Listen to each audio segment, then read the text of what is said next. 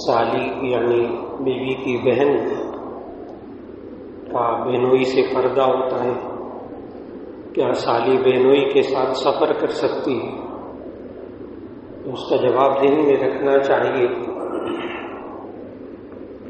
کہ اللہ تعالیٰ نے چوتھے پارے کے آخر میں 12 رشتے بتائے ہیں جنہیں کہتے ہیں محرمات ابدیہ، جن سے انسان کبھی شادی نہیں کر سکتا. ان سے تو نہ پردہ ہے نہ نکاح کبھی کر سکتا ہے. جس سے کبھی نکاح نہیں کر سکتا اس سے پردہ بھی نہیں کرنا ہوتا، اور اس کے ساتھ سفر بھی کر سکتے ہیں. ماں ہے، بیٹی ہے، بہن ہے، بھتیجی ہے، بھانجی ہے. لیکن اللہ نے اسی رکوع کے آخر میں فرمایا وَأَن تَجْمَعُوا بَيْنَ الْأُخْتَيْنِ، 2 بہنیں ایک شخص کے نکاح میں نہیں ہو سکتی. جب تک بیوی ہے اس کی بہن سے شادی نہیں ہو سکتی. لیکن اگر بیوی کا انتقال ہو جائے، بیوی کو طلاق دے دے، تو اس کے بعد وہ اس کی بہن سے شادی کر سکتی. جب ہو سکتی ہے اس کی بہن سے شادی، تو اب بات سمجھ میں آ گئی، شرعی اصول سمجھ میں آ گیا کہ بیوی کی بہن یعنی سالی، اس سے چونکہ بعد میں نکاح ہو سکتا ہے بیوی کی زندگی کے کسی بھی لمحے میں، تو اب اس سے پردہ بھی کرنا ہوگا، اس کے ساتھ سفر بھی نہیں کرنا ہوگا. یہ ہمیں قرآن مجید سے سمجھ میں آئے. نہ اس کے ساتھ سفر کرنا ہے اور اس سے پردہ بھی کرنا ہے. اور آج کل کے دور میں یہ گھروں کے اندر جہاں پردہ نہیں ہوتا وہاں یہی سالیاں فتنے کا باعث بنتی بہت زیادہ. ایک صاحب نے کہا کہ بد نظری ہو جاتی ہے، بچنے کا علاج بتا دے، یعنی غیر محرم کو عورت کو دیکھنا. تو اس کا جواب یہ ہے کہ انہوں نے خود کہا بد نظری ہو جاتی ہے.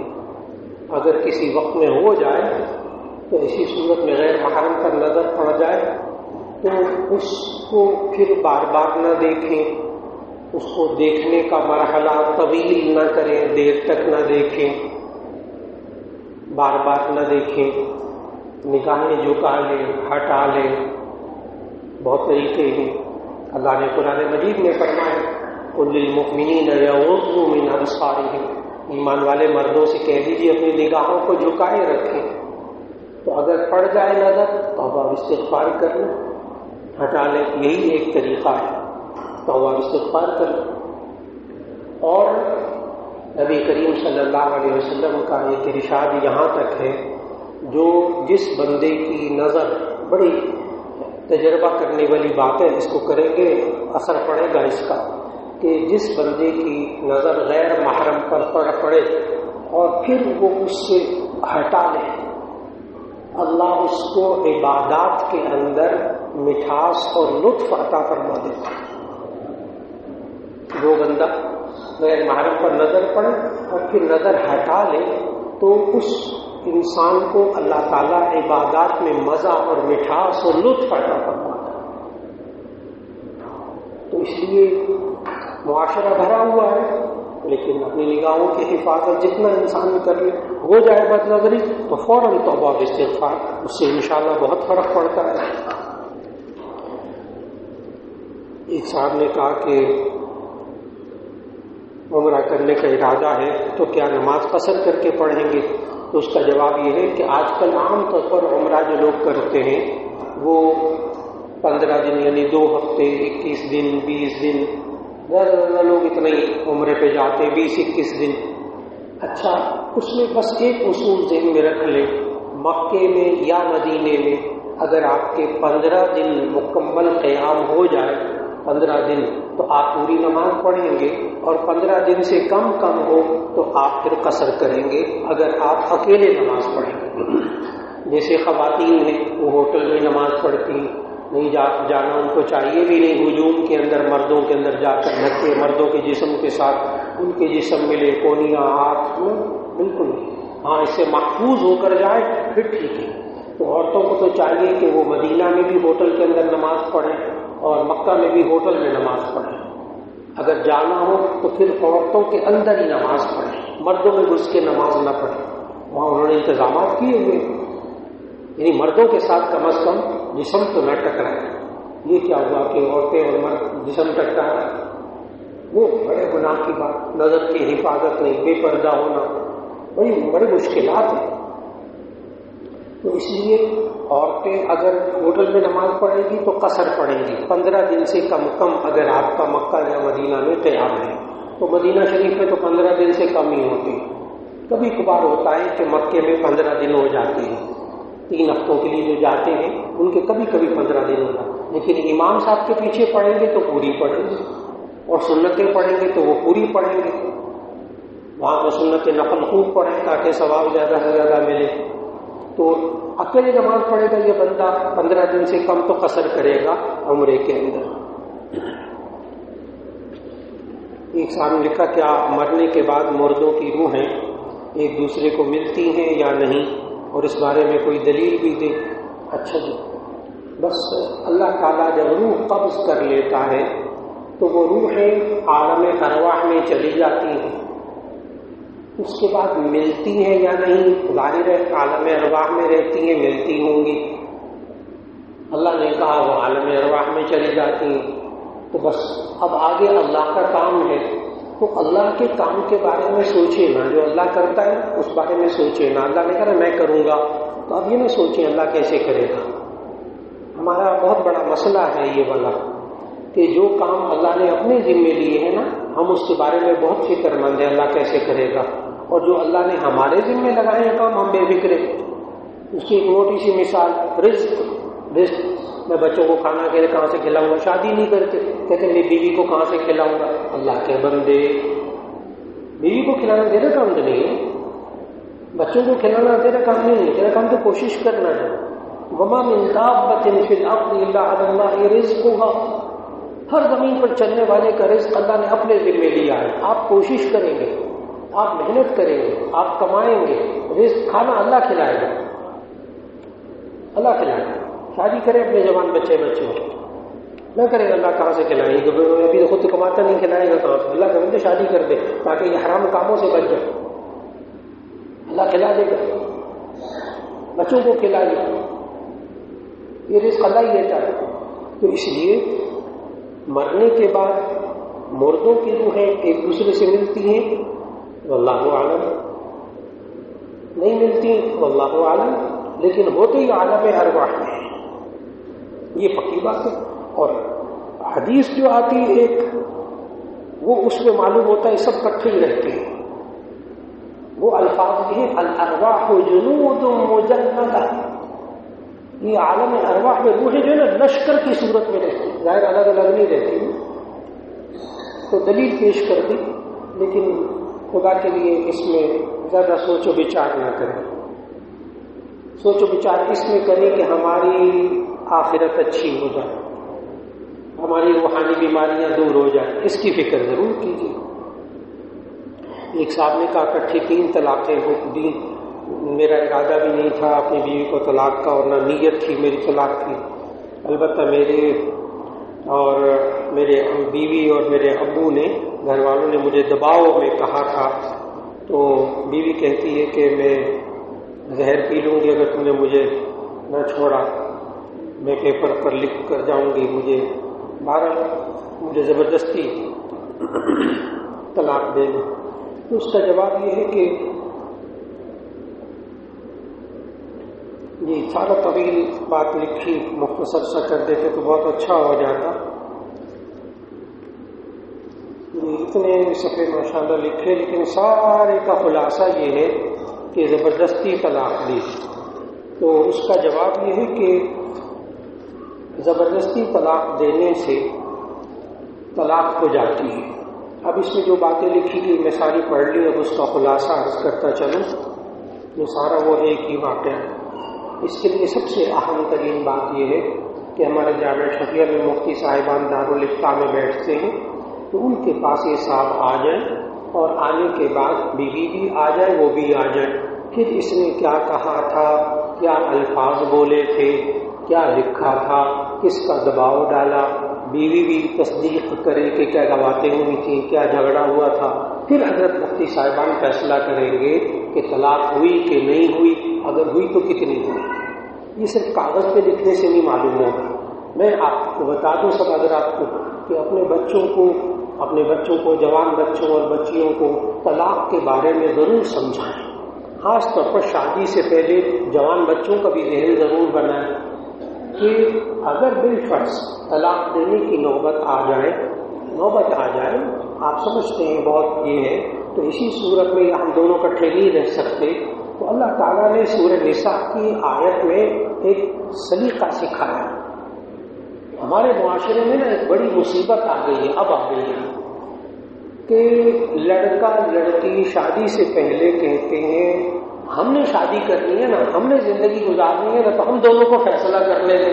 وہ بڑوں کو شادی کرنے میں اندر نہیں آنے دیتے۔ دوسری مصیبت یہ ہوتی ہے کہ جب آپس میں جدائی ہونے لگتی ہے، اختلافات ہوتے ہیں، پھر یہ نوجوان دوسری غلطی یہ کرتے ہیں کہ ہم فیصلہ کریں گے خود، ماں باپ کو نہیں اس میں دخل نہیں دینا، بڑے کوئی بیچ میں نہ آئے۔ یہ دوسری مصیبت ہے۔ اب اللہ نے قرآن مجید میں کیا سمجھایا؟ ان خفتم شقاق بینہما، اس پر ضرور عمل کرنا چاہیے، ایک دم طلاق تک نہیں پہنچنا چاہیے۔ اللہ نے سمجھایا، اللہ خالق ہے، اس نے بیوی کو بھی پیدا کیا، شوہر کو بھی پیدا کیا، ماں باپ کو بھی پیدا کیا۔ ان خفتم شقاق بینہما، اگر تمہیں اپنے درمیان پھٹن کا ڈر ہو، شقاق کا ڈر ہو، رشتہ ٹوٹنے کا خطرہ ہو، کیا کرو؟ خود فیصلہ نہ کرو میاں بیوی، غصے میں ہو، کیا کرو؟ فابعثوا حکما من اہلہ وحکما من اہلہا ان یریدا اصلاحا یوفق اللہ بینہما۔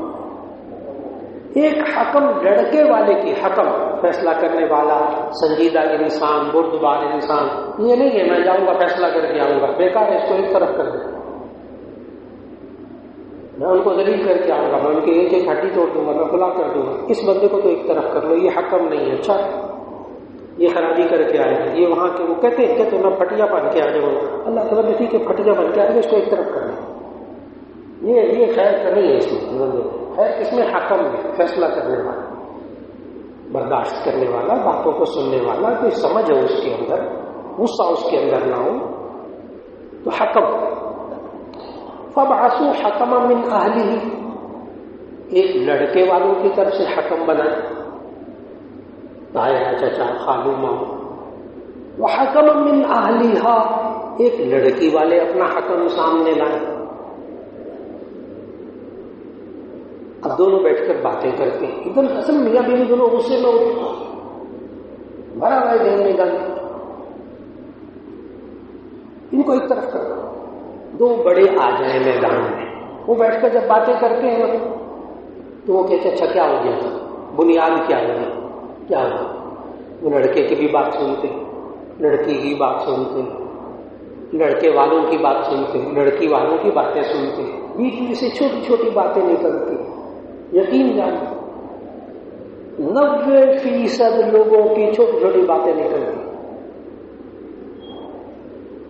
اب بات کہاں پڑ جاتی؟ وہ جب آپس میں بیٹھتے ہیں بڑے حکم، وہ کہتے ہیں ٹھیک ہے آئندہ یہ ہم لڑکے کا جو حکم ہے وہ کیا کہتا ہے بس اب یہ غلطیاں ہو گئی، اب لڑکے کی طرف سے میں گارنٹی دیتا ہوں اب یہ نہیں کرے گا، آپ یہ ہاتھ نہیں اٹھائے گا، اب یہ مارے گا نہیں بیوی کو، اب یہ بیوی کا حق ادا کرے، بیوی کے خرچے ورچے کا خیال کرے، بیوی کی بے عزتی نہیں کرے گا، جو بھی شکایتیں ہوں وہ گارنٹی دیتا ہے یہ لڑکا اب نہیں کرے گا۔ اور لڑکی والے کیا وہ حکم کہتا ہے بس اب ہمارے لڑکی کی طرف سے آپ کو شکایت نہیں آئے گی، چلو گھر بچ گئے۔ فابعثوا حکما، کبھی لڑکی کو دلہا دلہن کو کبھی فیصلہ نہ کرنے دیں، فیصلہ کر لیتے اور فیصلہ کرنے کے بعد پھر مفتی صاحب کے پاس آتے، جیسے ابھی یہ آیا مفتی صاحب میں غصے میں تھا، میں نے طلاق دے دی، مفتی صاحب میں بڑے دباؤ میں تھا، طلاق دے دی، کیا دباؤ تھا؟ اگلے نے مار دینا تھا، کیا کر دیں گے؟ کچھ نہیں ہوتا، یہ بڑوں کو بیچ میں ڈال دو، بڑوں کو بیچ میں ڈال دو، ان یریدا اصلاحا یوفق اللہ بینہما، اگر یہ دونوں صلح چاہتے ہوں گے، اصلاح چاہتے ہوں گے، اللہ نے پتہ آگے کیا کہا ہے، یوفق اللہ بینہما، اللہ ان کے درمیان موافقت ڈالے گا. بات ہوئی نا، یہ بھی اللہ نے کہا اگر یہ صلح کرنا چاہتے ہوں گے تو صلح ہو جائے گی. نہیں، اللہ نے کہا، اللہ کہتے ہیں تم چاہو تو صحیح نہ صلح کرنا، اللہ موافقت دے گا، اللہ دلوں کو پلٹ دے گا. کتنے گھر ہیں جو بچ جاتے ہیں. اس لیے اب جو مسئلہ لے کر آئے نا، اتنا ماشاء اللہ اتنے زیادہ صفحات لگائے، بڑے درد دل کے ساتھ لکھے، تو میں اسے گزارش کروں گا، لڑکا بھی لڑکی بھی، اس کے گھر میں سے کوئی ذمہ دار لوگ، سمجھدار لوگ، یہ ماں باپ جو طلاق کا دباؤ ڈالتے ہیں یہ سمجھدار نہیں. ماں کہتی بیوی کو طلاق دے، باپ کہتا ہے اس بیوی کو تو نکال دو گھر سے. بالکل نہ نکالو، نہ نکالو، بیوی کو لے کے الگ ہو جاؤ، بیوی کو لے کے الگ گھر میں چلے جاؤ، مت طلاق دو. کیوں طلاق سے اتنا کیوں بچی؟ حدیث سنانے لگا نبی صلی اللہ علیہ وسلم نے فرمایا ابغض الحلال عند اللہ الطلاق، اللہ کے نزدیک حلال چیزوں میں سے سب سے زیادہ بری چیز طلاق ہے حلال، دیکھ دیں گے تو ہو جائے گی، لیکن اللہ کیا کہتا ہے، اللہ کو سخت ناپسند ہے. اب مجھے خود بتائیں، جو چیز اللہ کو اتنی ناپسند ہو اس کو طلاق کے بعد خیر ہوگی اس میں؟ یعنی جس کو اللہ نہیں پسند کرتا اس میں خیر ہو سکتی؟ یہ حل نہیں ہے. اب دوسری مصیبت کیا ہے، طلاق دینی. میں تربیت کر رہا ہوں، آپ سمجھائیں نوجوان کو، اچھا آپ لوگ گھروں میں رہتے ہیں، سمجھائیں نہ، طلاق تک نوبت نہ آنے دیں. اگر بالفرض آ جائے تو ایک طلاق، ہمارے یہاں مصیبت کیا ہوتی ہے، اس کو پتہ ہوتا ہے مالک کے پاس 3 طلاقوں کا حق ہے، وہ بھی غصے میں کٹھی 3 دیتا ہے. نہیں، اسلام میں بڑی گنجائش موجود ہے. ایک طلاق دے دی بس وہ بند کرے، اس سے کیا ہوگا، عدت کے اندر 3 مہینے تقریباً 3 قروء 3 حیض کے اندر وہ صرف زبانی کہے نا میں طلاق واپس لیتا ہوں، واپس ہو گئی ایک طلاق. پھر 3 مہینے یا 3 قروء گزر گئے، 3 مہینے سے بھی گزر گئے، سال گزر گئے، پھر اس کے بعد عقل ٹھکانے آ گئے تو عدت گزرنے کے بعد نکاح کر سکتا ہے، صرف نکاح کر لے دوبارہ پھر میاں بیوی. اب دیکھیں دین کتنا آسان ہے. یہ کہنا کہ مولانا 3 طلاقیں دینی ہے دین بڑا مشکل ہے، تو گنجائش نکالے. اللہ کے بندو، اللہ نے تو اتنی گنجائش رکھی تھی، یہ ساری گنجائشیں تو اسی بندے نے خود ختم کی اپنے آپ سے. ایک طلاق دے دی تب بھی گنجائش، 2 طلاقیں دے دی تب بھی گنجائش، 1 سال بعد، 2 سال بعد، 3 سال بعد، 10 سال بعد. چھوٹے چھوٹے بچے مولانا رحم اٹھائیں، میں دوبارہ بیوی کو بسانا چاہتا ہوں، ہو گئی غلطی. تو اللہ کے بندے 1 طلاق کے بعد بھی گنجائش تھی، 2 کے بعد بھی گنجائش موجود تھی، 10 سال بعد بھی 2 طلاقیں دینے کے بعد 10 سال بھی پھر دوبارہ نکاح کرنا چاہوں کر سکتے.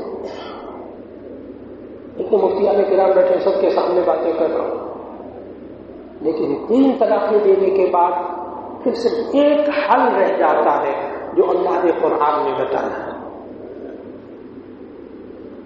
آیت پڑھ کر آپ کو سناتا ہوں. فَإِن طَلَّقَهَا فَلَا تَحِلُّ لَهُ مِن بَعْدُ حَتَّى تَنكِحَ زَوْجًا غَيْرَهُ فَإِن طَلَّقَهَا فَلَا جُنَاحَ عَلَيْهِمَا أَن يَتَرَاجَعَا إِن ظَنَّا أَن يُقِيمَا حُدُودَ اللَّهِ. ترجمہ کرنے لگا. پہلے رکوع شروع ہوتا ہے، الطلاق مرتان، طلاق 2 مرتبہ ہے، 2 سے زیادہ نہ دے. عدت گزارنے کے بعد 2 طلاقیں دے دی، 1 دے دی، عدت گزر گئی، اب یہ کسی اور سے شادی کرنا چاہے تو کر لے. لیکن عموماً یہی ہوتا ہے، مہینے 2 مہینے بعد، سال بعد عقل ٹھکانے آ جاتی ہے. پھر آپ کے دار لفتہ بھرا پڑا ہے، مولانا کو گنجائش نکالیں، چھوٹے چھوٹے بچے، وہ گنجائش ہے 1 کے بعد، 2 کے بعد، 3 کے بعد پھر کیا ہے، الطلاق مرتان کے بعد آگے اللہ نے اگلی آیات میں فرمایا فَإِن طَلَّقَهَا. دیکھو اگر تم تیسری طلاق دے دو گے فلا تحل له من بعد، یہ عورت اب اس کے بعد آپ کے لیے حلال نہیں رہے گی، حتی تنکح زوجا غیرہ، یہاں تک کہ ایک اور شوہر سے شادی کر لے، خود پری پلان نہیں، کچھ شادی کر لے کسی سے، پھر وقت گزرے، کسی وقت میں پھر ناچاقی ہو گئی تو اس نے طلاق دے دی، تو یہ پھر پہلے کے لیے حلال ہوگی، اس کو حلالہ کہتے ہیں، قرآن سے ثابت ہے حلال۔ لیکن پری پلان حلالہ کرنے والوں پر نبی صلی اللہ علیہ وسلم نے لعنت فرمائی، جامع ترمذی کی حدیث، لعنت فرمائی۔ وہ کسی سے شادی کر لو، اس سے بھی پہلے معاہدہ کر لینا کہ بس ٹھیک ہے ایک آدھ ہفتہ رکھو، اس کو 2 دن رکھو، پھر طلاق دے دینا، پھر حلالہ ہو جائے گا، پھر پہلے سے شادی کر لیں گے۔ وہاں مفتیان کرام تشریف فرما ہے، ٹائم مقرر کر کے نکاح کریں گے تو یہ متعہ ہوگا، نکاح ہوگا نہیں، جب نکاح نہیں ہوگا تو پہلے کے لیے حلال کہاں سے ہوگی؟ یہ غلطی نہیں۔ ری پلان کا مطلب کیا؟ یہ دوسرا نکاح جو اس نے کیا اس کی ٹائم لمٹ مقرر کر لی، تو یہ کیا ہے؟ متعہ، اور متعہ سے نکاح ہی نہیں ہوتا، جب نکاح ہی نہیں ہوتا تو پہلے کے لیے حلال کہاں سے ہوگی؟ یہ غلطی بھی نہیں کرنا۔ اس لیے میں نے آج چونکہ میں بڑے درد دل سے لکھا تو میں نے بھی بڑے درد دل سے جواب دیا کہ اللہ نے ابھی بہت سے راستے رکھے ہیں، تو مفتیان کرام کے پاس بیٹھ کر آرام سے اور خدا کے لیے طلاق سے بچے، کچھ ہو جائے۔ یہ نہیں ہے کہ آپ نے طلاق نہیں دینی، لڑکی کو بٹھایا ہوا، یہ ایک اور ظلم ہے، یہ ایک اور ظلم ہے۔ طلاق کی طرف کبھی نہ جائیں۔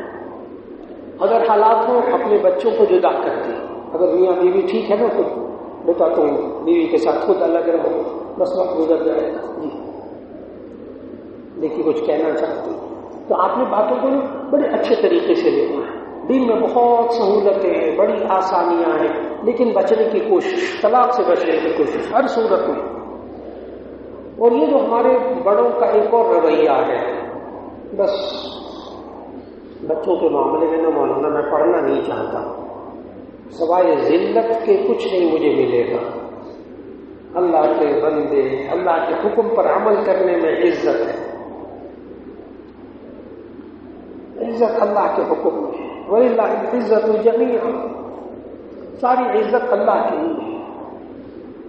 یہ ظاہری طور پر بیٹا تمہیں جھڑک دے گا، بزرگ ہمارے نہیں آ رہے آج، یہ بڑی مشکل ہے، میں مل رہا ہوں بزرگوں سے، نہیں آ رہے بزرگ اندر، وہ کہتے نہیں ہم جائیں گے سوائے ذلت کے کچھ نہیں ملے گا۔ اللہ کے بندہ خود پڑھو اس کے اندر، معاملات میں مداخلت بھی نہ کرو، دخل اندازی بھی نہ کرو، لیکن سمجھانا بجھانا، اللہ حل نکالے گا بیٹا، ہمت سے حوصلے۔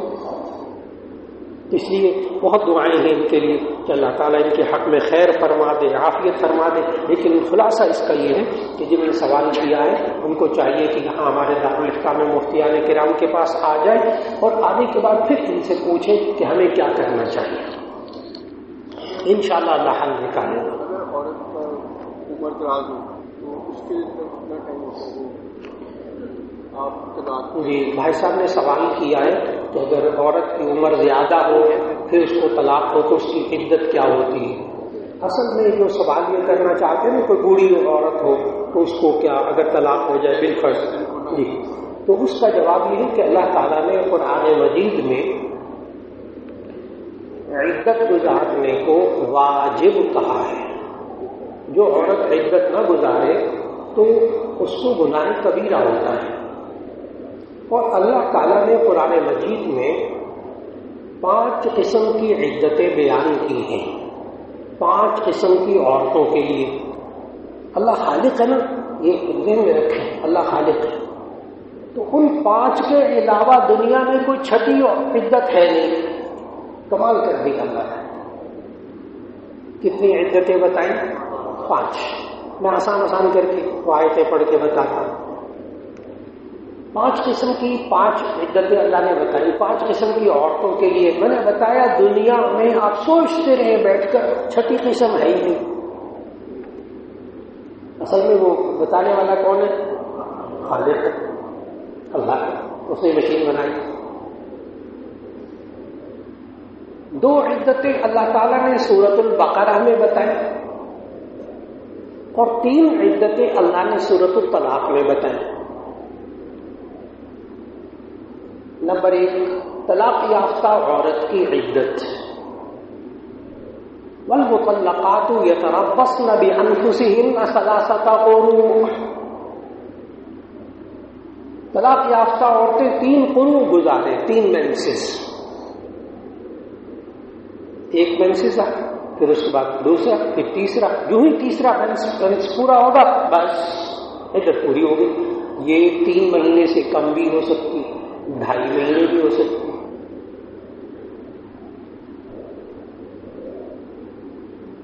یہ تو ہے طلاق یافتہ عورت کی عدت. نمبر 2 سورۃ البقرہ میں اللہ نے جس عورت کا شوہر فوت ہو جائے اس کی عدت اور بیان کی ہے. والذین یتوفون منکم وَيَذَرُونَ أَزْوَاجًا يَتَرَبَّصْنَ بِأَنفُسِهِنَّ 4 أَشْهُرٍ و10. جس عورت کا شوہر فوت ہو جائے تو وہ 4 مہینے 10 دن گزارے، چاہے جوان ہو چاہے بوڑھی ہو. یہ بڑے آرام سے سمجھایا ہے. یہ معاشرے میں نا بڑا عجیب ہے. وہ جی بوڑھی عورت ہے 70-75 سال کی ہے، کیا اس نے عدت گزارنی؟ نہیں. شوہر فوت ہو گیا 4 مہینے 10 دن عدت. عدت کا معنی دن گنے شمار کرے، اپنے گھر میں رہے، ایک گھر میں رہے، زیب و زینت اختیار نہ کرے، کسی اور سے شادی نہیں کر سکتی، نکاح وغیرہ کی بات بھی نہیں کر سکتی. بس عدت کتنی سی بات ہے کہ اپنے ماں باپ کے گھر میں رہے، چاہے شوہر کے گھر میں رہے، چاہے بھائیوں کے گھر میں رہے، بس ایک گھر کو مخصوص کر لے وہی ہے. تو نمبر 2 عدت کیا ہوئی؟ والذین یتوفون منکم ویذرون ازواجا یتربصن بانفسهن 4 أشهر و10. 4 مہینے 10 دن. یہ تو ہو گیا جس کا شوہر فوت ہو جائے. 2 عدتیں ہو گئی. پھر 3 عدتیں اللہ نے سورۃ الطلاق کی آیت نمبر 4 میں بتائی. کٹھی 3 عدتیں کہ اللہ نے فرمایا کہ وہ عورتیں کہ جن کو حیض نہیں آتا، شروع ہی سے نہیں آتا، یا ان کو نمبر 2 ان کو بیچاریوں کو آئیسہ ہو گئی. آئیسہ کا معنی مایوس، جس کو آج کل ہمارے میڈیکل سائنس کی زبان میں کہتے ہیں مینوپاز. یعنی عورت کی عمر اتنی ہو جاتی ہے کہ اس کو مینسز آنے بند ہو جاتی ہے. اس کو میڈیکل سائنس کی زبان میں مینوپاز. پہلے ہوتا تھا 50-55 سال کی عمر میں ہوتا تھا. اب ہمارے پاکستان کے ماحول میں 45 سال کی عمر کے بعد مینوپاز شروع ہو جاتا ہے پیریڈ. یعنی آہستہ آہستہ حیض آنا بند ہو جاتا ہے. اور اللہ کا نظام ہے جس عورت کو حیض آتا ہو اس کے ہاں اولاد ہوتی ہے، جس کو حیض نہ آتا اس کے اولاد بھی نہیں ہوتی. یہ اللہ کا نظام ہے. تو عائشہ ہمارے پاکستان میں نا یہ تقریباً 45 سال 46-47 سال کی عمر میں شروع ہو جاتا ہے. یعنی اس کو مینسز نہیں آتی. تو اللہ تعالیٰ نے ان خواتین کے لیے بتایا 3 أشهر کہ وہ عورتیں جن کو حیض نہ آتا ہو، واللاتی یئسن من المحیض من نسائکم ان ارتبتم فعدتهن 3 أشهر واللاتی لم یحضن. تو ایک وہ عورت جو آئیسہ ہو جائے، یعنی 45-50 سال کی عمر کے بعد کو حیض نہیں آ رہا، اب اگر اس کو طلاق ہوتی ہے نا تو اسی صورت میں اس کی عدت کتنی ہوگی؟ 3 مہینے 3 أشهر. اب وہ حیض نہیں، اب 3 مہینے.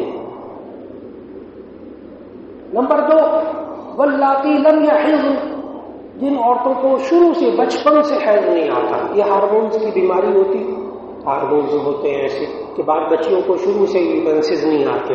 ذہن میں رکھیے گا ان کے ہاں اولاد بھی نہیں ہوتی. یہ اللہ کا نظام ہے. بات تو دیر سے ہوتی اگر کوئی بچی ایسی ہو کہ جس کو واللاتی لم یحضن، اس کو بالغ ہونے کے بعد حیض آیا ہی نہیں، تو اس کو اگر طلاق ہو جائے تو اس کی بھی عدت کتنے؟ 3 مہینے۔ اب یہ 4 عدتیں ہوں گی، ایک طلاق یافتہ، ایک جس کا شوہر فوت ہو جائے، طلاق یافتہ کے لیے 3 حیض، اور جس کا شوہر فوت ہو جائے اس کے لیے 4 مہینے 10 دن، اور جو عائشہ ہو جائے اس کے لیے کیا؟ جو عائشہ ہو جائے اس کے لیے 3 مہینے، اور جس کو بالکل ہی مینسز نہ آتا ہو نمبر 4 اس کے لیے بھی کتنے؟ 3 مہینے۔ اب آخری جو ہے وہ اللہ نے جو بتایا،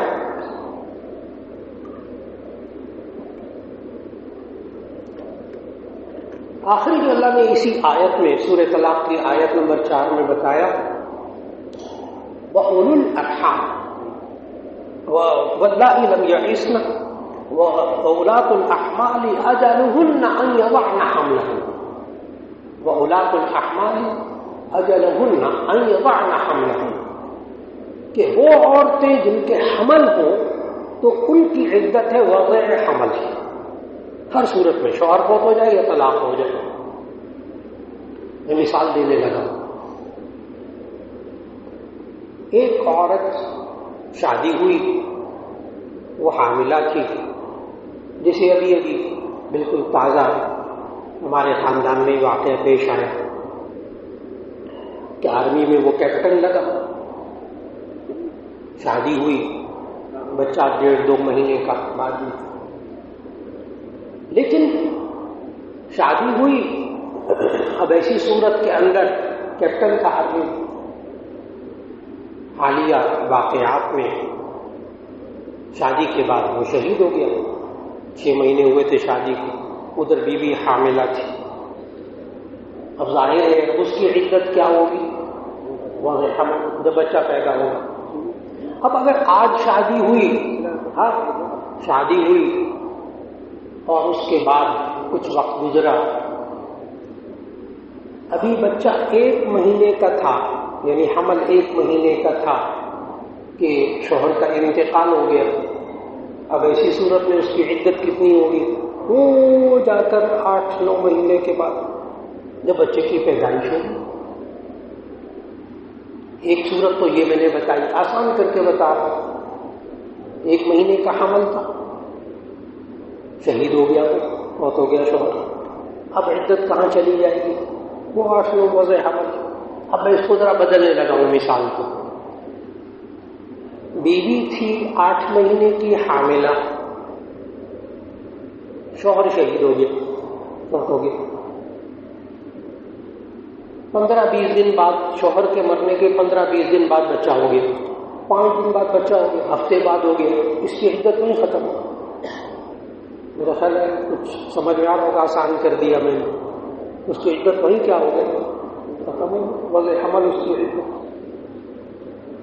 جی مفتی صاحب ٹھیک چل رہا؟ ہاں مفتی صاحب غور سے سننا، اسی میں نے بٹھایا ہوا ہے تاکہ تشریف لاتے ہیں مفتی صاحب، تاکہ وہ ایک ایک بات کو غور سے سنیں، ہمارے بڑے مفتی صاحب، آپ اعتماد رکھیے گا۔ اچھا جہاں کہ ہو سکتا ہے میں بولتے وقت مجھ سے غلطی ہو جائے، بولتے وقت غلطی ہو جائے، تو اس لیے بڑی توجہ سے۔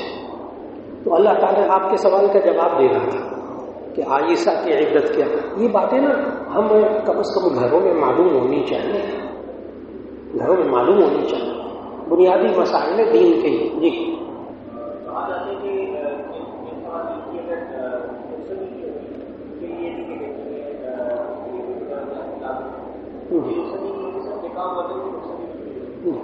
تشریف رکھیے، ان کا سوال آپ میں دوہرا دیتا ہوں۔ ایک خاتون کی یعنی نکاح ہو گیا، منگنی نہیں، بالکل ہاں منگنی کا کوئی تصور نہیں، منگنی کے بعد طلاق بھی نہیں ہوتی، نکاح نہیں ہوا تو طلاق کا ہو۔ اب 2 صورتیں ہیں، انہوں نے پوچھا کہ نکاح ہو گیا، ابھی رخصتی نہیں ہوئی تھی تو نمبر 1 شوہر نے طلاق دے دی، نمبر 1 شوہر نے طلاق دے دی، ابھی رخصتی نہیں ہوئی تھی، تو ایسی صورت میں اس کی عدت بالکل نہیں۔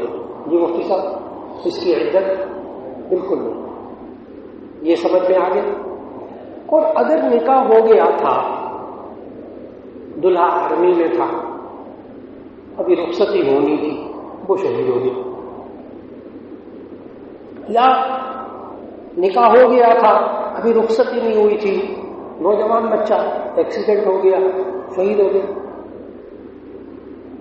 اب ایسی صورت میں آیت پڑھنے لگا ہوں، والذین یتوفون منکم ویذرون ازواجا یتربصن بانفسہن اربعۃ اشہر۔ یہ اس کی سب باریک سی بات ہے، ابھی رخصتی نہیں ہوئی تھی کہ شوہر حادثے میں فوت ہو گیا، اب عدت کون سی ہوگی؟ شوہر کو فوت ہونے والی تھی، رخصتی نہیں ہوئی تھی، نکاح ہوا تھا، چونکہ نکاح ہوا تھا اس کا شوہر فوت ہوا ہے، لہذا 4 مہینے 10 دن۔ میرا خیال ہے بات واضح ہوگی جی، عملی اعتبار سے 4 مہینے۔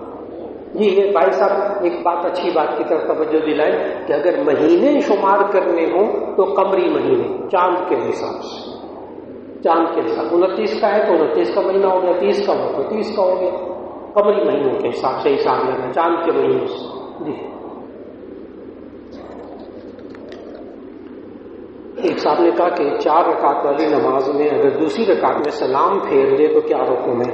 جی 4 رکعت نماز پڑھ رہا تھا، 2 رکعت کے بعد بیٹھ کر، اب آہستہ آہستہ سنیے گا، 4 رکعت والی نماز پڑھنی تھی، فرض نماز یا سنت مؤکدہ، تو اگر اس میں عبدہ و رسولہ کے بعد درود شریف پڑھ لیا تو سجدہ سہو کرے، باقی نماز کو پورا کر کے آخر میں سجدہ سہو کرے۔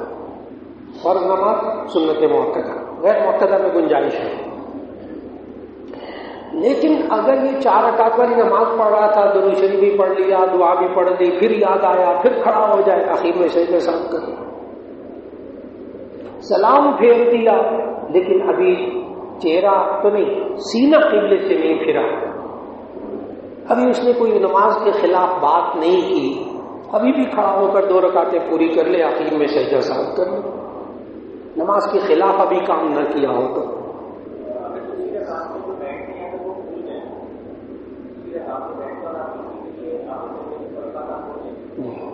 میں سوال کو دہراؤں گا، سوال بھائی صاحب نے یہ کیا ہے کہ اگر 2 رکعت کے بعد بیٹھا نہیں، 4 رکعت والی نماز تھی، 2 رکعت کے بعد بیٹھا نہیں، ٹھیک، کھڑا ہو گیا، تو کیا واپس آ جائے؟ تو اس کا جواب غور سے سنیں۔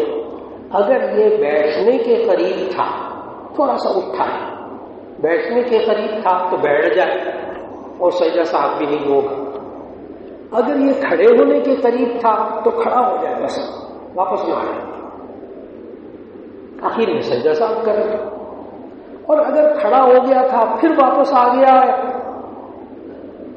تو پھر سجدہ سہو کر لے، نماز پوری کر، یہاں تک ٹھیک ہو گئی۔ اب یہ والی بات کہ بھی میں نے کہا کھڑا ہونے کے قریب تھا یا بیٹھنے کے قریب تھا، یہ ہم کیسے معلوم کریں؟ آپ خود معلوم کر لیں۔ اگر اس کی ران پنڈلی سے، ران اور پنڈلی بیٹھتے ہیں تو دونوں ملی بھی ہوتی، اگر ران اور پنڈلی اتنا اٹھ گیا کہ گھٹنے بھی زمین سے اٹھ گئے، ہاتھ بھی اٹھ گئے، لیکن ابھی ران پنڈلی سے جدا نہیں ہوئی تو یہ بیٹھنے کے قریب۔ اگر ران پنڈلی سے جدا ہو گئی اب یہ کھڑے ہونے کے قریب۔ بڑا ٹیکنیکل پوائنٹ ہے، اس کو اگر ذہن میں رکھ لیں گے تو خود فیصلہ کر سکیں گے۔ تو مسئلہ پتا ہو تو بندہ خود ہی وہاں فیصلہ کرنے پتا نماز بن جائے گی، آخر میں سجدہ سہو۔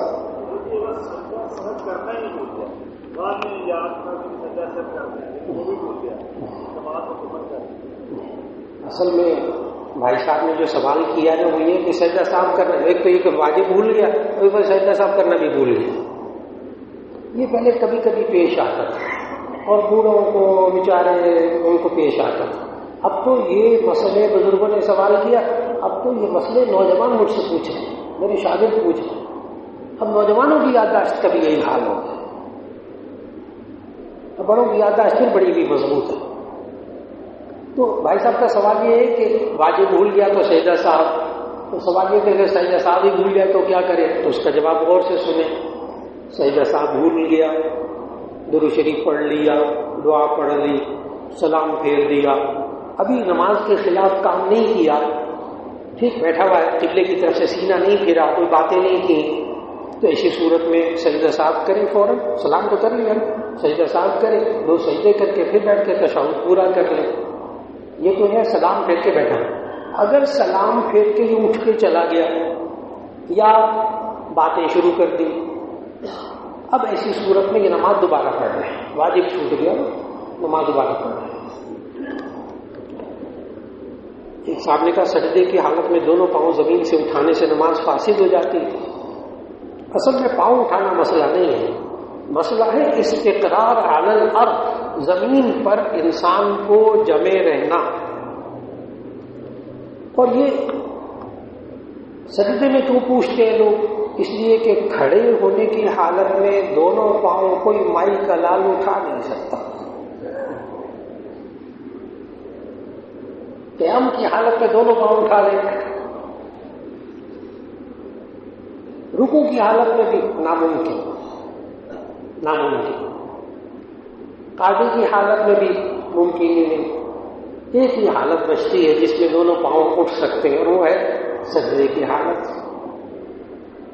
تو سجدے کی حالت میں اگر دونوں پاؤں یا ایک پاؤں کا کچھ حصہ بھی زمین کے ساتھ ٹکا رہے تو نماز ہو جاتی ہے. اور اگر اتنی دیر دونوں پاؤں اٹھا لیے کہ 3 بار سبحان اللہ کہنے کے برابر اٹھا لیا تو اب نماز دوبارہ لوٹا لیں. اس لیے بعض لوگ ہوتے ایک پاؤں سے دوسرے پاؤں کو خارج کرتے ہیں، کبھی کچھ اس سے نہیں کچھ ہوتا، اور ایک پاؤں زمین پر رہتا ہے. اس کا آسان طریقہ یہ ہے کہ سجدے میں اپنے پاؤں کو ڈھیلا چھوڑے رکھیں، وہ زمین پر رہیں گے، فکر نہ کریں.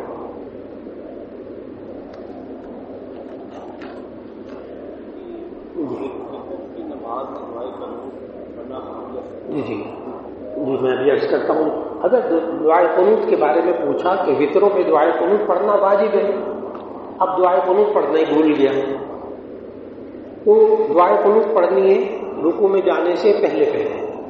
یہ رکوع میں چلا گیا نا، بس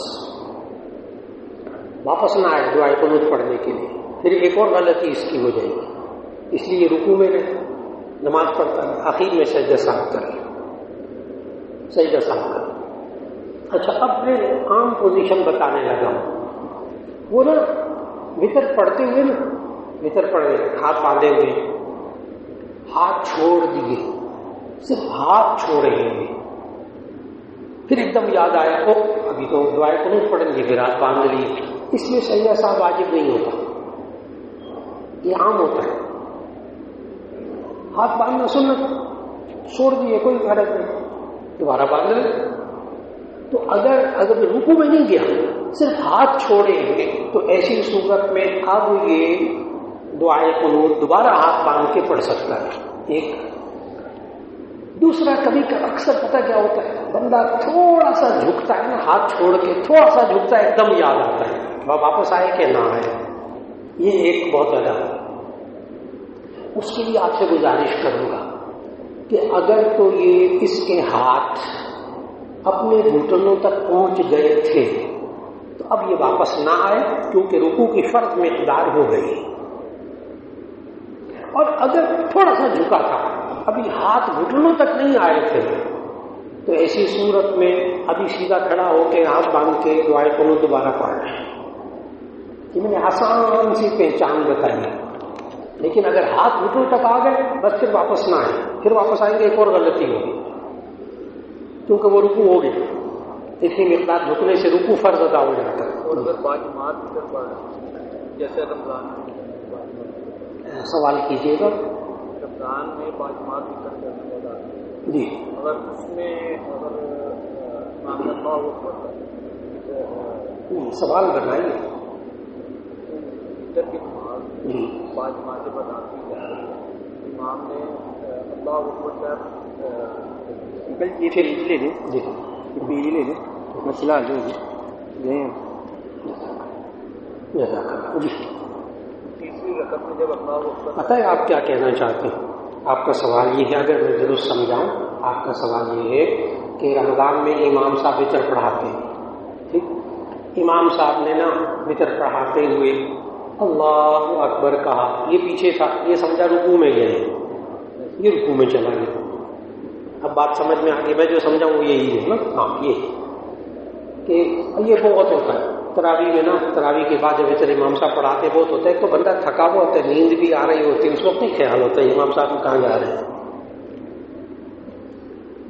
تو اس وقت غور سے کہ اگر امام نے اللہ اکبر کہا اور یہ بندہ سمجھا شاید امام نے رکوع کرنا، یہ رکوع میں چلا گیا، تو اسے چاہیے کہ رکوع سے اٹھ جائے، رکوع سے اٹھ کر امام کے ساتھ دعائے قنوت میں شریک ہو، اور اس نمازی مقتدی پر سجدہ صاحب لازم نہیں ہوگا. اصل مزیدار بات یہ ہے، کیوں؟ اس لیے کہ اگر مقتدی سے فرض چھوٹ جائے پیچھے تو نماز نہیں ہوگی، لیکن مقتدی سے واجب چھوٹ جائے یا واجب میں اضافہ ہو جائے تو سجدہ صاحب نہیں. واجب کی غلطی مقتدی سے ہو جائے تو مقتدی پر سجدہ صاحب واجب نہیں ہوتا. بالکل مطمئن رہے. جی جی آپ نے جو سوال پوچھا ہے نا انگوٹھے چومنے والا، ٹھیک، جب نبی صلی اللہ علیہ وسلم کا نام آئے تو یہ فرقہ وارانہ سوال ہے، ٹھیک ہے. تو ایسی صورت میں یہاں اس مجلس کے اندر دو سوالوں پر پابندی ہے. نمبر ایک فرقہ وارانہ سوال بالکل نہیں، نمبر دو سیاسی سوال بالکل نہیں. اگر کوئی کرے تو جواب دینے سے معذرت کر لیتا ہوں، ٹھیک. ویسے مجھے پورا پتہ ہے کہ جلالین کے حاشیے میں وہ روایت لکھی ہوئی ہے انگوٹھا چومنے والی، لیکن وہ ضعیف روایت ہے، اس بات مکمل ہو. لیکن فرقہ وارانہ سوال نہ کیجیے، اس لیے کہ اس کا جو بھی جواب آئے گا ایک کو مزہ آئے گا، ایک ناراض ہوگا، ہدایت نہیں ملے گی. جی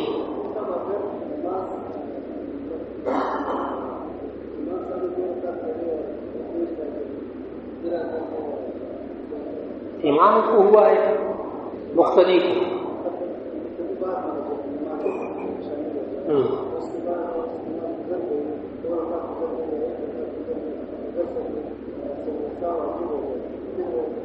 جی آپ میں سے کوئی قریب ہے بات سمجھا؟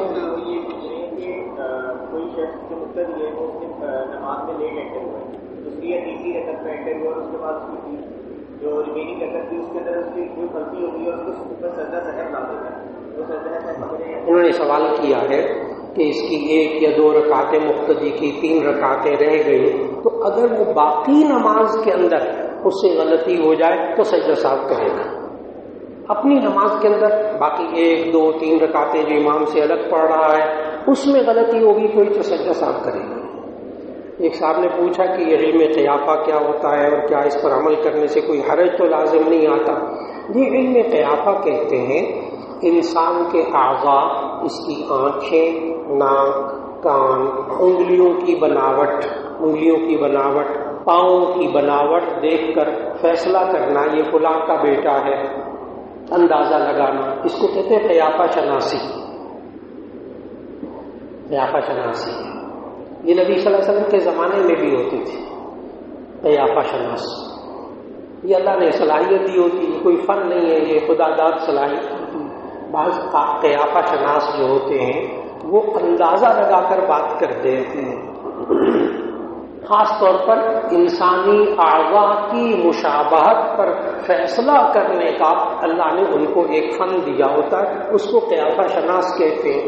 جیسے بخاری شریف کی حدیث میں ہے کہ ایک باپ بیٹا دونوں لیٹے ہوئے تھے مسجد میں، باپ بیٹا دونوں لیٹے ہوئے تھے، دونوں صحابی، اور انہوں نے اوپر چادر لی ہوئی تھی، پاؤں چادر سے باہر تھے. تو وہ ایک قیافہ شناس وہاں سے گزرا تو اس نے کہا کہ یہ پاؤں ایک دوسرے میں سے ہے، یہ پاؤں ایک دوسرے میں سے ہے. نبی صلی اللہ علیہ وسلم کو پتہ چلا، بڑے خوش ہوئے، گھر گئے. حضرت عائشہ رضی اللہ عنہا نے کہا آج آپ بڑے خوش نظر آ رہے ہیں. کہیں گے ہاں وہ باپ بیٹا کے درمیان لوگوں میں بڑی باتیں تھیں کہ وہ باپ گورا تھا بیٹا کالا تھا، اصل بات بیچ میں نہیں تھی. باپ کا رنگ سفید تھا، بیٹے کا رنگ ذرا سانولا کالا تھا یا الٹ تھا، وہ رنگ میں فرق تھا. تو لوگ کہتے تھے یہ اس کا بیٹا نہیں ہے، یہ اس کا باپ نہیں. آج قیافہ شناس نے نہ کہہ دیا ہے پاؤں ایک دوسرے سے، اس پر بڑے محدثین بات کرتے ہیں کہ نبی صلی اللہ علیہ وسلم کے پاس تو وحی آتی تھی، وہ قیافہ شناس کی بات پر کیوں خوش ہو گئے تھے؟ تو اس پر محدثین نے جواب دیا اصل میں لوگ وحی الہی کو اتنا اہمیت نہیں دیتے تھے عام لوگ غیر مسلم، جتنا کہ قیافہ شناس کی بات کو اہمیت دیتے تھے۔ تو آج تو قیافہ شناس نے بھی کہہ دیا یہ باپ بیٹے اس پر خوش تھے، تو چلو جو اجنبی لوگ ہیں ان کو بھی اطمینان ہو گئے۔ تو معلوم یہ ہوا قیافہ شناس شخص کی بات پر قاضی فیصلہ تو نہیں کر سکتا، اس پر ایمان تو نہیں رکھنا چاہیے، یقینی علم نہیں رکھنا چاہیے، لیکن آپ اس سے مدد لے سکتے ہیں، بات مکمل ہو گئی۔ قیافہ شناسی یہ مہارت ہے، ابھی اس پر فن ہے پورا، ناخن ہو ایسے ہوں تو یہ بندہ ایسے ہوتا ہے، انگلیاں ایسی ہوں لمبی ہوں تو یہ ہوتا ہے، جس کے انگلیوں کے جوڑ موٹے ہوں اس کا یوں ہوتا ہے، جس کی پاؤں کی جو ہے نا انگوٹھے کی انگلی، انگوٹھے کے ساتھ والی انگلی زیادہ لمبی ہو تو وہ مرد ایسا ہوتا ہے، وہ عورت ایسی ہوتی ہے، اور اگر انگوٹھے کی انگلی دوسری انگلی سے پیچھے انگوٹھا زیادہ لمبا ہو تو وہ مرد ایسا ہو۔ قیافہ شناس، لیکن اس پر ایمان نہیں رکھنا چاہیے۔ جی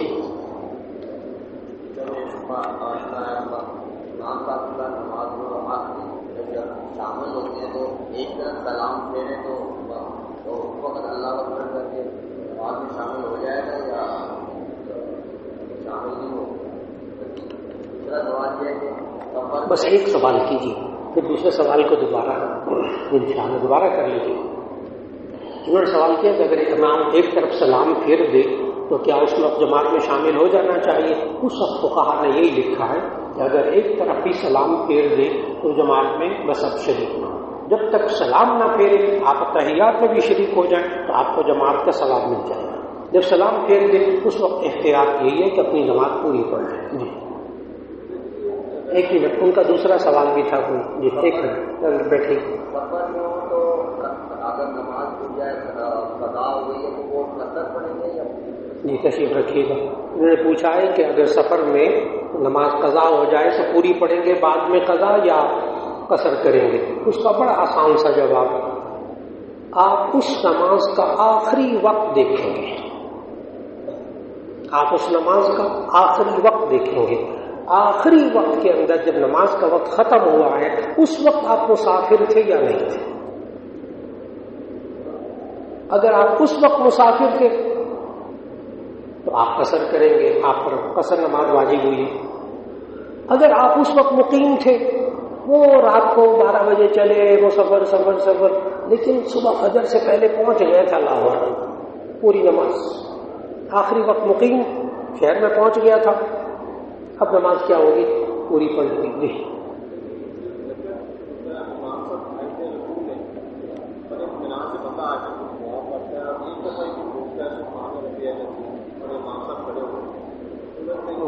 تشریف رکھیے۔ بھائی صاحب نے سوال کیا ہے کہ اگر امام جو ہے، بعض امام ہوتے ہیں وہ 3 دفعہ سبحان ربی العظیم بڑی جلدی کہہ لیتے ہیں، وہ مقتدی آرام سے کہتا، مقتدی نے ابھی 1 دفعہ ہی کہا تھا کہ امام صاحب کھڑے ہو گئے۔ تراویح میں تو بہت ہوتا ہے، اس کا جواب یاد رکھ لیجیے گا، رکوع کرنا فرض، درمیان میں سبحان ربی العظیم 3 مرتبہ کہنا سنت، فرض بالکل نہیں، واجب بالکل نہیں۔ اس لیے اگر 1 دفعہ بھی نہیں کہا نا اور امام کھڑا ہو گیا، آپ امام کے ساتھ کھڑے ہو جائیں، کیونکہ امام کے اتباع واجب ہے اور وہ سنت ہے۔ جی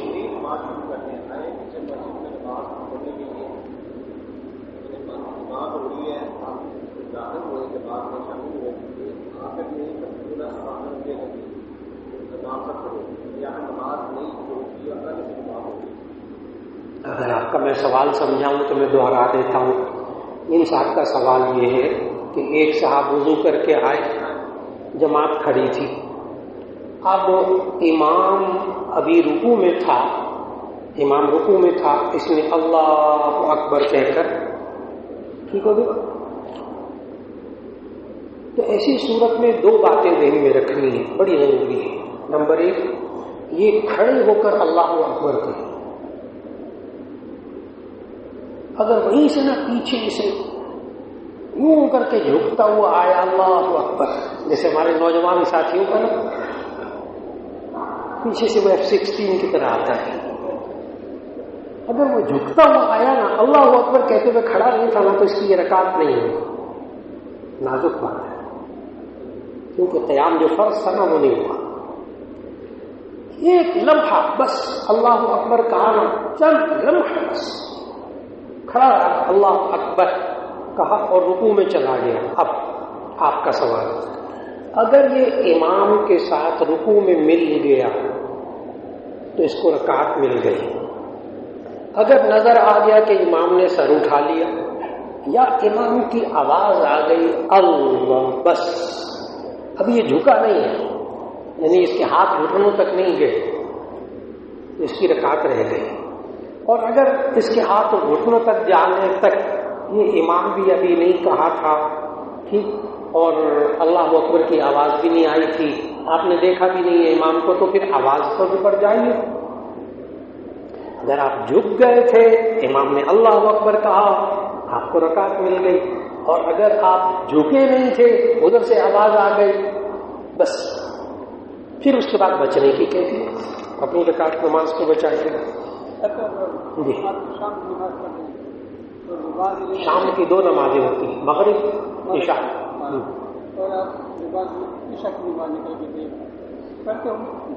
چلو بھائی صاحب نے کہا ہے کہ مغرب کی نماز پڑھ رہے تھے، نیت کرتے ہوئے عشاء کی نماز منہ سے نکل گئی، ہو جاتا ہے۔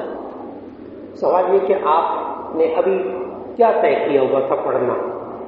مغرب تو نیت دل کے ارادے کو کہتے ہیں، نیت دل کے ارادے کو کہتے ہیں، لہذا آپ کی مغرب کی نماز ہو گئی، دل میں ہی زبان سے غلطی ہے کوئی بات نہیں، تو نیت کس کو کہتے ہیں؟ دل کے ارادے کو۔ ہاں زبان سے کہہ لینا افضل ہے، افضل ہے۔ وہ ایک صاحب آ گئے نا رمضان میں، یہ بھی چند سالوں کی بات ہے، جب جون جولائی میں روزے ہوتے تھے، اب تو ماشاءاللہ ٹھنڈے روزے ہو گئے، تو 10-12 سال تک پرانی بات کہہ رہے ہیں، جون جولائی کے روزے تھے، عصر کے بعد آ گئے میرے پاس، کہنے لگے مولانا وہ آج میں نا روزہ رکھنا اس کی نیت کرنا بھول گیا ہوں، تو میرا روزہ ہو گیا کہ نہیں، میں کیا کروں؟ اب پوچھ رہا عصر کے بعد، سارا دن گزار، حالانکہ دوپہر تک نیت کر سکتا تھا، تو مجھے عصر کے بعد آ کے کہنے لگا کہ جی وہ میں آج نیت کرنا بھول گیا ہوں تو میرا روزہ ہوگا کہ نہیں۔ اب میں بڑا پریشان، میں نے کہا یا اللہ، اب اس وقت پوچھ رہا ہے۔ پھر میں نے اس سے اللہ نے دل میں ڈالا میرے، تو میں نے فوراً پوچھا، میں نے کہا صبح ساری کھائی تھی؟ کہنے لگے جی کھائی تھی۔ میں نے کہا پھر اس کے بعد اب تک کھایا پیا تو نہیں؟ کہنے لگے نہیں۔ میں نے کہا کیوں؟ آگے سے وہ کہتا ہے میرا روزہ تھا۔ اب مجھے سکون ہو گیا، پھر میں نے بیماری کی جڑ پکڑ لی الحمدللہ۔ اصل میں کیا تھا، وہ جو کیلنڈروں میں کونے میں لکھا ہوتا ہے نا روزہ رکھنے کی نیت، وَبِصَوْمِ غَدٍ نَوَيْتُ مِنْ شَهْرِ رَمَضَانَ، حالانکہ کسی حدیث میں نہیں ہے، ضعیف حدیث بھی نہیں ہے، موضوع گھڑی بھی حدیث بھی نہیں ہے، یہ صرف عربی میں نیت کرنے کے الفاظ لکھ دیے جاتے ہیں۔ دعا مسنون ہے، وہ جو دعا افطار کے وقت کی دعا ہے وہ مسنون ہے، اس حدیث سے ثابت ہے۔ یہ جو روزے کی نیت جو لکھی ہوتی ہے نا عربی میں، یہ کسی حدیث سے ثابت نہیں ہے، یہ صرف عربی میں نیت کرنے کے الفاظ ہیں، لہذا اگر وہ نہیں پڑھے تھے تو کوئی حرج کی بات، وہ شکر ہے۔ اب کیا پوچھا تو نے سارے دن کیوں نہیں کھایا، تو کیا کہتا میرا روزہ تھا، تو معلوم ہوا اس کی نیت موجود تھی نا، اس لیے روزہ اس کا نیت سے ہو گیا۔ اب وقت مکمل ہوا چاہتا ہے، یہ آئندہ کے لیے رکھ لیجیے انشاءاللہ۔ السلام علیکم ورحمۃ اللہ وبرکاتہ۔